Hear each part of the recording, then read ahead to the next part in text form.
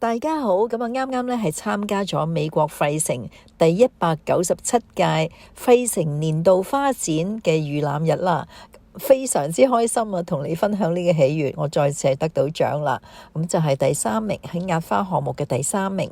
咁啊呢條短片呢都會比平時我做嘅短片呢會長啲嘅，10零分鐘到啦，因為我要同你分享呢個展覽嘅內容啦，帶你去花展啦，分享我嘅作品啦，希望大家都可以同我一齊留低睇到尾啦。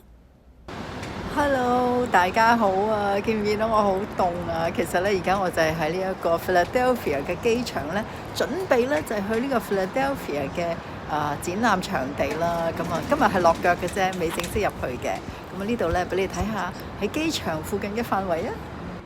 嚟到費城咧，就你要留意啦。當你落機嘅地點就係 Terminal D， 好似我一樣嘅時候咧，要去市區咧，你就企翻喺呢一個月台上面。咁當然亦係要買車飛啦。咁買完之後咧，其實咧呢啲班次咧都比較疏一啲嘅，大約係半個鐘頭到啦。咁或者係甚至乎可能係8個字到咧就會有一班車啦，咁啊即係正常嘅時候咧都係半個鐘有一班咁樣。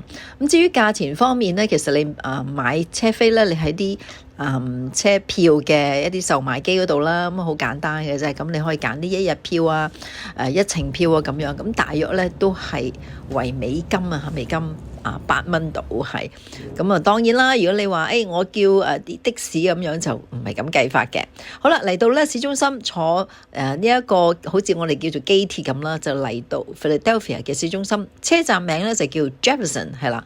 咁啊由機場嚟到 Jefferson 咧順利嘅話咧就好似今次咁樣啦。咁不過今次我哋有啲時間落咗車嚟影嘢啦，咁所以就係應該大約咧就係20分鐘車程度咧就會嚟到 Jefferson 嘅站啦。咁啊而咧呢個站咧就會直達我住嘅酒店啦，同埋咧亦都直達咧呢一個會展嘅場地嘅，咁所以係非常之方便嘅。嗱，呢度咧就係預覽日嚇27號我入去睇之前排隊嘅情況，都有好多預覽嘅嘉賓嘅。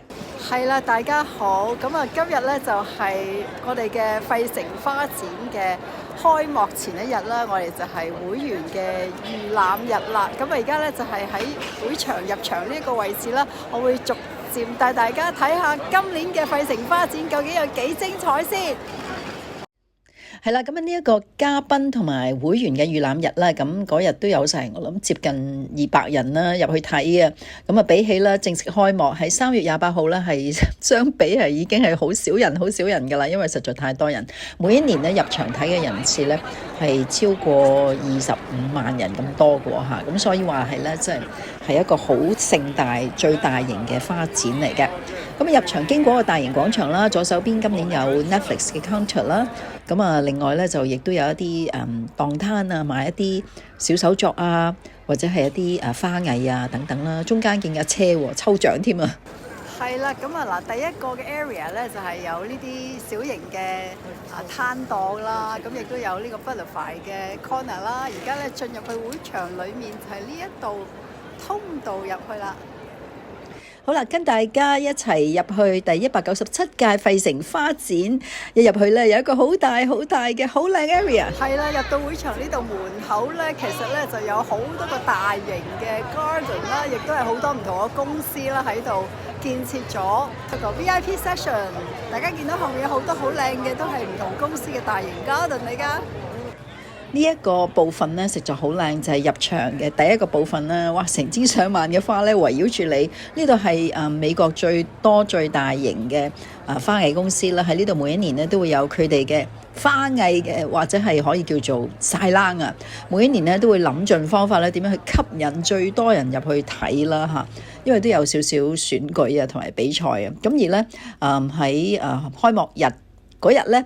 咁其實亦都係嘉賓預覽日嗰日咧，我哋都有個 party， 就係有得睇啦，同埋有得參觀啦，有人表演啦，有音樂啦，咁即係實在氣氛係非常之好嘅。咁今年嚟講，我就發覺咧，因為慶祝美國嘅250週年啦，咁所以咧係色彩繽紛，亦都係有好多唔同嘅種類嘅一啲花藝嘅園藝喺度見到嘅喎。有垂吊喺天空上面嘅啦，有形狀化嘅啦，亦都有動感化嘅啦。咁務求咧就係用佢嘅設計咧吸引到啲朋友可以走埋去睇嘅。咁譬如呢個咧覺得好得意嘅，雖然我諗佢唔係咁嘅意思，但係咧對於我嚟講就好似一個銅錢嘅一個展示啦。咁另外仲有啲好似呢個 drama 啦，呢個就係天空上面垂掉落嚟嘅，好靚嘅嚇，垂掉落嚟啲花啊咁樣，先至睇翻佢嘅設計作品。咁啊，另外呢個咧就好似一個搖籃咁樣啦。嗱，頭先我所講嘅就係呢一個啦。嗱，好似啲銅錢掛住咁樣呢個。咁跟住呢個係一條魚嚟嘅喎，睇清楚啲。係啊，但係佢每一個部分咧都係啲好靚嘅花嘅一啲裝置嚟嘅。但係到最後咧，其實係有個池塘，咁所以係一條魚嚟嘅。呢個係得獎作品，就係講緊咧，因為今次主題咧都係植根嘅來源啦。咁佢亦都講到話咧，即係植物嘅來源嘅。呢個咧就有個手杖喺度啦。咁另外仲係有一啲咧就係有埋一啲戶外嘅設計啦、園景嘅設計啦、簡約啲啦。咁另外亦都會借助一啲效果啊，無論係玻璃啊、鏡啊、燈啊、繩啊，或者係一啲唔同嘅形式啦。咁亦都有啲電視台度拍攝啦。呢個亦都係裝置到後面有個屋仔啊。呢度係直情話喺學校添啊！呢個就係想像室外嘅庭園啦。有像啦，同埋有一啲裝置設計，話直情戶外搭埋 camping 添。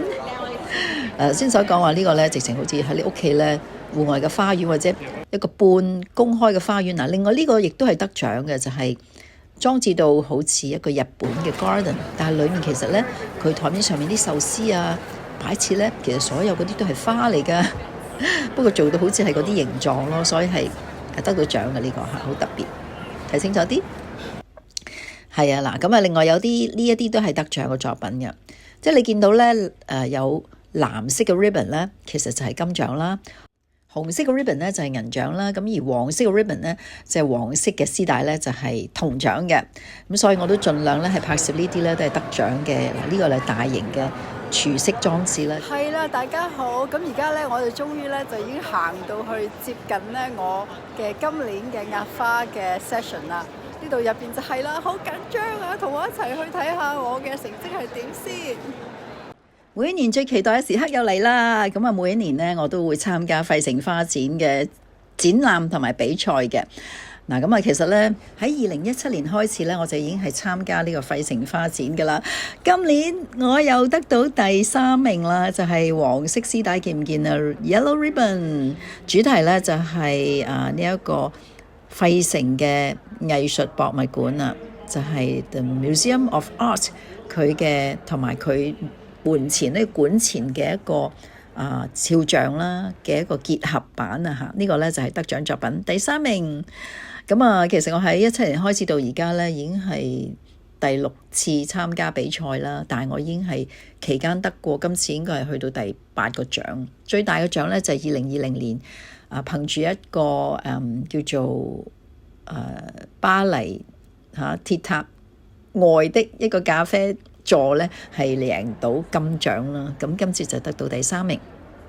咁其實今次咧呢個作品都係非常之難嘅。咁做嘅就係費城藝術博物館啦，同佢呢個館前嘅獅子肖像嘅一個雕塑咧，係點樣結合？咁亦都喺芸芸嘅作品裏面咧，我係得到季軍。咁其實非常之高興嘅嚇。咁亦都係一個交流嘅機會啦。嗱，呢個就係展板上面，係啊，就係第142個項目嚇。大家如果而家仲有朋友喺美國嘅話，希望你可以邀請佢去睇下啦，就係費城花展嘅壓花部分嘅第142項目裏面呢，我就係得到第3名嘅。呢度咧都有好多其他外國嘅朋友欣賞我作品啦，咁亦都有同我傾偈啊，同埋好即係讚賞啊，多謝晒先，係好榮幸啊，即係要有榮言嚇。咁亦都趁呢個機會可以將少少嘅心得啦，可以喺呢啲比賽上面分享嘅。好開心啊！係啊，我嘅作品咧又得到獎啦，今次係得到季軍，係啊，第3名嘅。呢個咧就會係我咧即係做咗花藝以來咧11年咧嘅第17個國際獎，就係費城 Philadelphia 今年慶祝美國250週年嘅花展裡面嘅壓花組別嘅第3名，多謝晒啊！好，跟住同你睇下其他嘅一啲得獎嘅飾物設計啦。呢啲咧其實一啲好小型嘅盒仔裏面擺咗一啲垂吊住嘅作品嘅，但係都係一啲花藝嚟嘅，可以話係適合啲好中意欣賞小型裝置嘅朋友。嗱，好靚嘅呢個就好自然，亦都非常之靚嘅。呢個就係飾物部分啦，嗱，條頸鏈嚇，另外有鞋嘅得獎作品啦。哇！呢隻鞋真係好型啊！跟住有時裝嘅得獎作品啦，係啊，花都可以做衫㗎，你睇下幾靚，呢個好色彩繽紛添啊！夜晚如果參加晚會咧，實搶鏡。呢個有隻狗仔添，另外呢個好有原居民嘅，好 free 嘅感覺，係啊，好靚嘅呢個，好自然嘅感覺。呢個西裝添啊，直情男士着住呢件咧，哇型啊！跟住咧好多園藝嘅一啲都係比賽啊同埋展示嚟嘅，呢度一路展示緊呢，因為嗰日仍然係預覽日啦，咁啊有啲評判仲係俾緊分嘅，好忙碌咁。咁啊你見到咧，其實唔同嘅種類咧都有佢哋比賽嘅項目喺度。咁啊你會見到有啲唔同嘅形狀啊、唔同嘅顏色啊、佢嘅燦爛啊。嗱呢度咧其實就係呢個鬱金香嘅部分啦。你見到唔同顏色嘅 ribbon 咧，就代表咧佢係得到咩獎，但係呢啲係未俾晒分嘅。呢度嗱就係我所講，每一年都有一個咁靚嘅角落咧，就有啲咁靚嘅 tulip 喺度啊！哇！呢啲鬱金香咧，我見過有一年係有黑色嘅，今年係冇黑色嘅，但係呢啲顏色都係好色彩豔麗，好令到人咧好舒服、好開心啊！係啊，哇！即係紅橙黃綠青藍紫，係爭咗冇黑色嘅啫，白色都有，係。咁同埋今年咧呢個 tulip 嘅部分咧有啲好特色嘅咧，就係佢有啲好細嘅種嘅一啲 tulip 咧，佢都擺咗喺度。咁啊如果你配襯住比較大種啲嘅 tulip，你見到黃色呢啲就係細種一啲。咁啊都幾得意嘅嚇，當佢成長咗之後，有大有細有中咁樣，即係好有立體感。好開心可以帶大家咧去到現正舉行嘅第197屆美國費城花展嘅現場咧，亦都好開心可以同你分享夏妙園可以得到第3名亞花組別嘅。希望你可以 like 呢個短片同埋 subscribe， 叫朋友 subscribe 啦嚇。I hope you like this content. This is about the content of the current Philadelphia Flower Show, the 197th Philadelphia Flower Show to celebrate the 250 years anniversary of America, and I won the third prize, the bronze medal in the press flower session to reflect the beauty of the Art of Museum of Philadelphia. I hope you like this content and please subscribe. 皆さん、セリーナです。本当に楽しいです。私は今年アメリカ・フィラデルフィア花展に押し花セッションに私の作品フィラデルフィア芸術館現れ作品は今年は何番賞ブロンズ賞をもらいました。今回は私はアメリカ・フィラデルフィアフラワーショーに7回の賞をもらいます。ありがとうございます。本当にありがとうございます。もしよろしく友達私のチャンネルを紹介してsubscribe 登録してください。また今度